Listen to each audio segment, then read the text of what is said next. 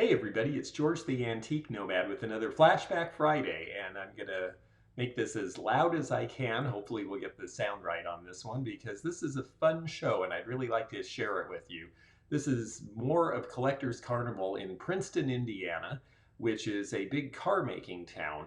And because of that, there's some things at this show you wouldn't necessarily expect. For example, the car making is Toyota, and because that's who owns the plant, there are a lot of Japanese people in the area, and there are buyers of Asian art and artifacts as a result, which is not something I see typically carried in the Midwest at shows. So it's a little different, and that makes it fun. It also has a lot of the good old things that you expect in a Midwestern show, and a few things that are surprises. So let's take a look and see what we saw and look for some different stuff this time around.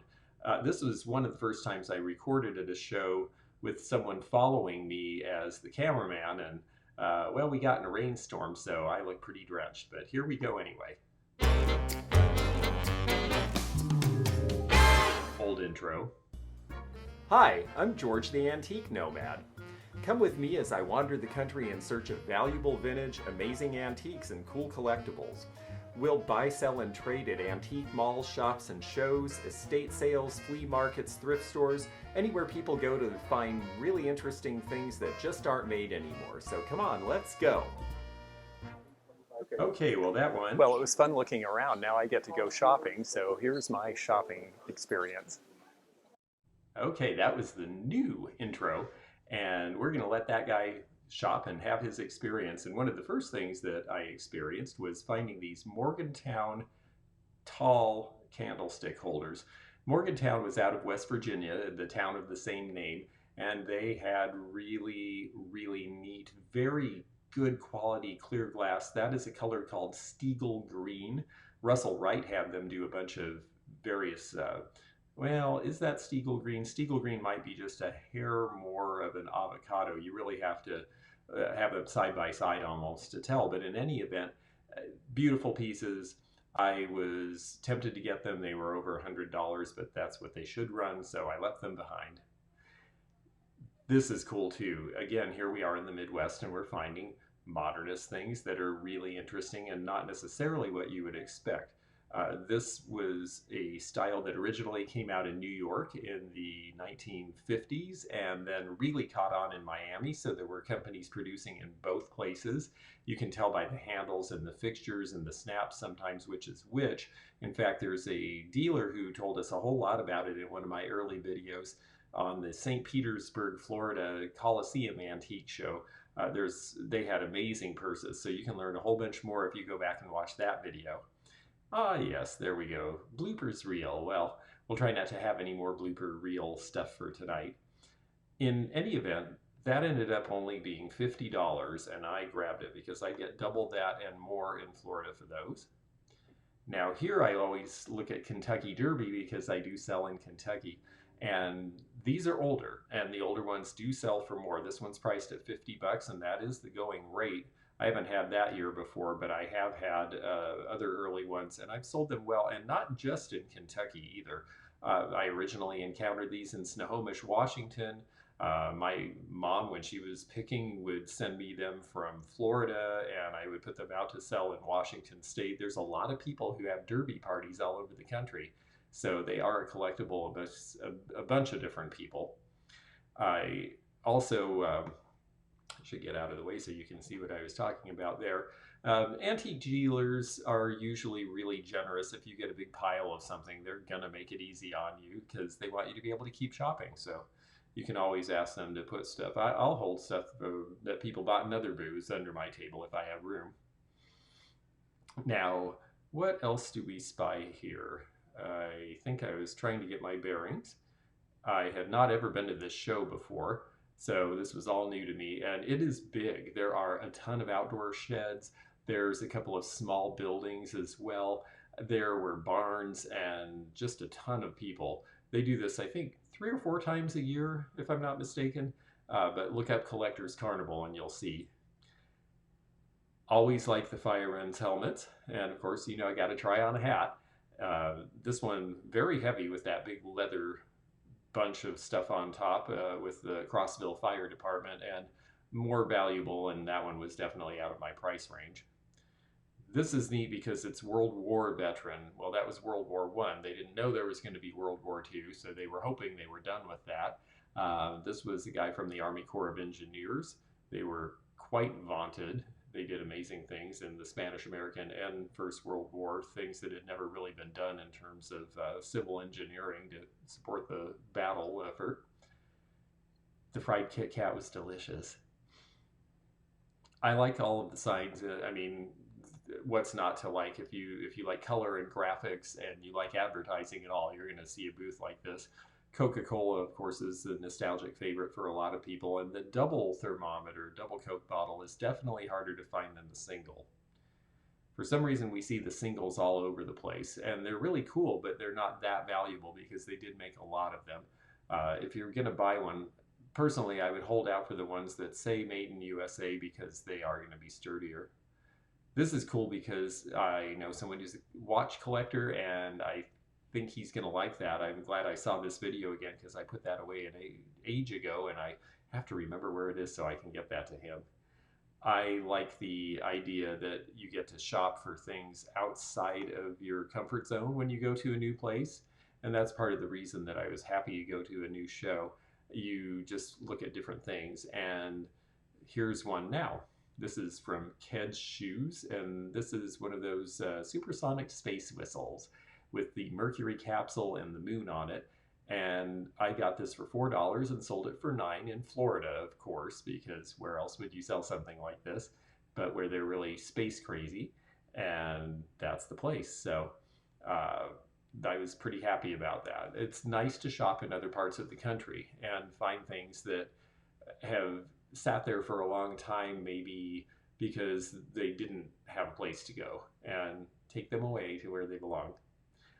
I really like this tip tray. I have a thing for tip trays. I never find them in good condition. That one has the one blemish, but for $25, the blemish is not in her image itself. So that's fairly acceptable. And then that one's really pretty, but that one was over 100, which is where most tip trays sell these days. Has something to do with what is the subject, both in the picture and also the company that made it.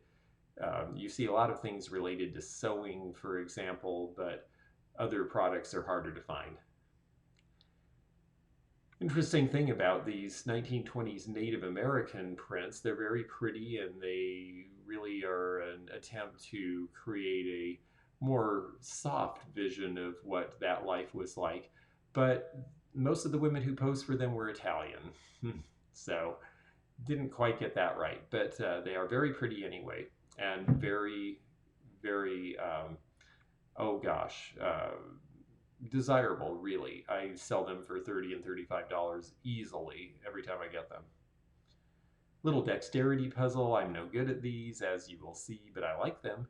And if they have good graphics in them, this one's fairly plain, but if you get one with a good graphic, like a Halloween jack-o'-lantern where you roll the ball in its mouth, or a black cat or that sort of thing, they can be $25 and $30 easily. Anything Halloween that's vintage of that era really is going to go in a pretty good price range nowadays, though. Here's an interesting mug to me because it's Louisville, so it's the Shriners, and I just think Wheeling, West Virginia, Louisville, Kentucky must have been where they were having a convention, and the group was from Wheeling. I get it. And then this is an unusual shape for a can. It's called something very strange. What was it called? Let's see. Oh yes, egg milk toffee. I'm sure it was delicious though. And then this I did end up buying. I got it for under $15 and sold it for about 30. It's the graphic that really makes it. People like Oilers anyway, but again, you've got the chieftain and the headdress, and that is what makes it just really unusual. I love the mohawk. Isn't it a great figure? I mean, the graphic is just so strong. I could see that being, like some band t-shirt. This is Nelson McCoy, and I just love the butterfly pattern from the 1930s. There's the interlaced NM marks for Nelson McCoy, part of the McCoy family of potters. They all are related. This is a pretty little clock. I like these little boudoir clocks. It's hard to find them working, and once they're not working, they're not worth fixing because the movements were really bad, and you have to just basically try to find another one that works that you like less and switch them out and hope it fits and hope you can get it screwed in right. They're very touchy, in my opinion. I'm sure, well, actually, my clock repairer says the same thing, so I don't think it's just my imagination. Model Tobacco. I like that guy. He looks like the Monopoly guy. Let me get out of his way. And and from the same era, 1930s. And then this is a child's ABC plate. And here we are, yes, dressing up and looking at ourselves in the mirror, but we're an animal. 1920 approximately for those. People love the ABC plates. They go back all the way to the early 1800s. It was a way to teach your children while they were occupied with breakfast, or at least to get them to open their mouth. What's that letter while you cram food into it? Parents are not new to this, I'm sure, by now. And here we've got Mount Vernon milk. I like these regional things, but I don't have particular customers in Mount Vernon or from Mount Vernon, so I decided to leave that one be. Look, this is a reasonably sized show. This pavilion had about 75 to 100 dealers. Overall, they had something like 400 or 500 in the show. So it's sizable. There was a lot of neat stuff to see here. And I chose the indoor pavilion because it was pouring rain, as you can tell by my hair. So I wanted to be somewhere where it was safe and warm and dry, at least just for a little while. Now you'll notice some dealers have big walls that they install and some dealers don't. Some dealers use furniture, some bring shelves. It just ends up really being kind of up to the dealer, but usually you work with the person behind you to make sure that you're not blocking their displays or putting a big ugly thing to the back of their lovely Tiffany chandelier, you know. These signs are cool. They were 24 each, or I would have bought them. I thought they were really neat looking. And oh, here's another tip tray. This one, here's subject matter. Horses, that's good. And a wire fencing, well, it makes sense because they're horses and it's a little more unusual. So I think that was priced at 165, which, or 185, 185, 195, somewhere in there. Any of those numbers are good on a tip tray like that, especially if it's in really clean condition, because most of them were rusted out. A lot of them got scrapped in the scrap metal drives of the Second World War. So they are not as common as you would think. Shisham box I just was pointing to there from India. My sister had the same one on her dresser when we were kids. I seem to recall that. And I bought this. This is a compact from Fort Benning in Georgia, where they had the Army infantry training. I had a friend who went through basic training there, so I was familiar with it right away. I liked the way that it opened up and had the rouge as well as an area for powder. And so I went ahead and got it, and it sold right away. I think I paid 20 and it sold for 40. So I thought that was pretty good. And I make a little hint here, which I want to stress again. If you are using a compact a lot or a purse a lot, don't just snap it shut, snap it shut, snap it shut. I mean, remember these things, even if they're in great condition, are 70 years old. So if you're a little ginger with them, they'll definitely last another 70 years and you can use them all the time if you want. This phone is cool. I love the look. It's European. That's the problem. It doesn't use the same voltage that we do, and so they're really neat to look at, but they don't really amount to much in terms of being useful beyond the fact that they're there. But I like them, and I would be tempted to buy them. If I needed them for a prop especially, I would absolutely get them. What else do we find here?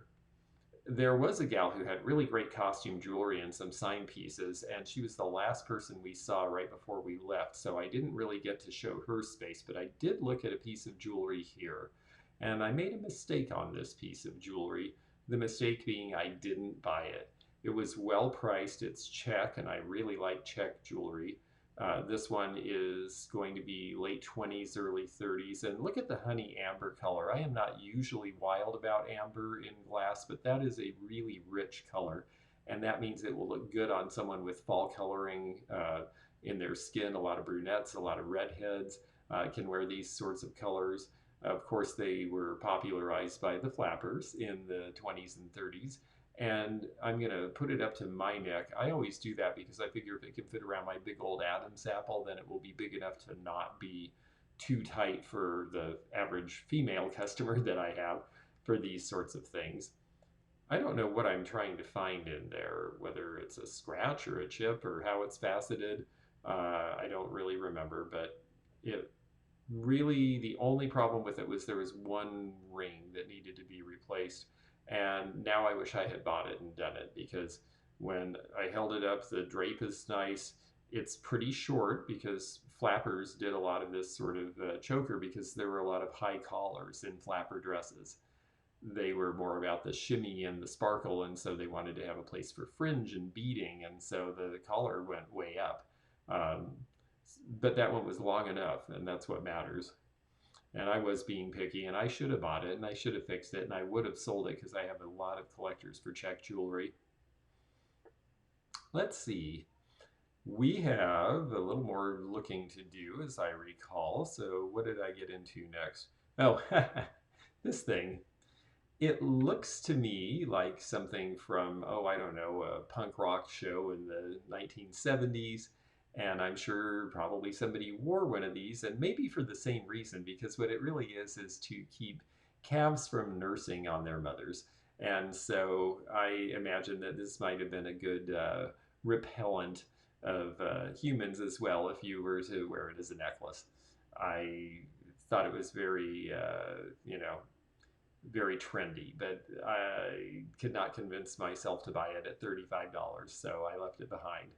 But it was fun to play with some sort of a farm implement that seemed obviously intended for something other than its original purpose. It's fun to figure out repurposing. Repurposing isn't just about putting one thing with another thing and painting it and making it into a third thing that it never was before. Repurposing can also be about finding a new purpose for something just the way it is that no one has ever thought to do before. I don't know what this comment was about. I would definitely like to go back and watch the original video. Obviously, if you see the video when it played originally, you'll know, first of all, that we did no premiere. We didn't start premieres until the 21st video, and I think that's why we decided to do these flashbacks, so that folks who missed out on the original group could see them again. Let's do us a favor and get me out of the way. So more signs, and I like the kitchen stuff too. Kitchen is all about nostalgia, just like signs are all about nostalgia. And so depending what makes you have that feeling, well, that can lead a lot of your collecting and a lot of your decorating. The kitchen collectors I know typically pick a color or a theme that maybe goes with their house, or maybe is something homey and comfortable and familiar to them, like they grew up with. Michelle at Comfy Cozy Living does red kitchenware, especially red and white 50s all the way. And she buys really cute stuff. And I'm sure that that makes her feel at home, and that that's what she's used to from childhood, probably. Now, there's Pac-Man, and speaking of childhood, for a lot of you who were 70s, 80s kids, well, that would be a thing for you. Look at the shape of that Venetian blind shade. The horse lamp itself is fine, but the shade is incredible. It's not just the squarish one. It's got all of that curvature to it. I'm going to get down where you can see it. I like that piece. It was more than I could afford. I think it was $100, but the shade was worth it.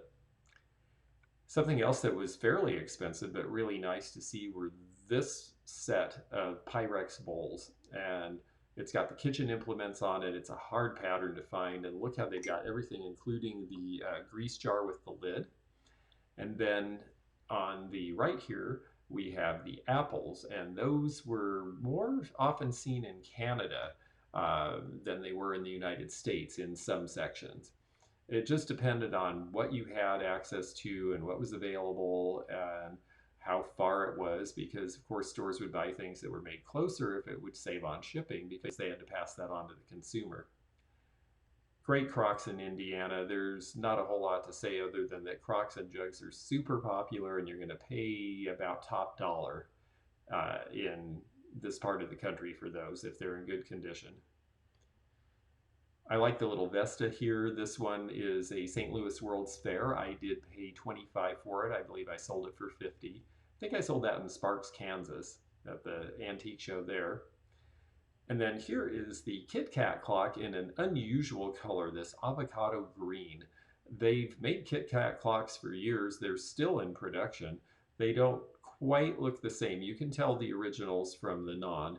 This one's missing just a few rhinestones, and those are flat backs. And what that means is that if you look at a piece of costume jewelry and it's got a prism on the bottom, you're not going to be able to glue that to something flat, but you can buy stones that are flat on the back, and those will glue directly. So you can repair those things pretty easily and inexpensively.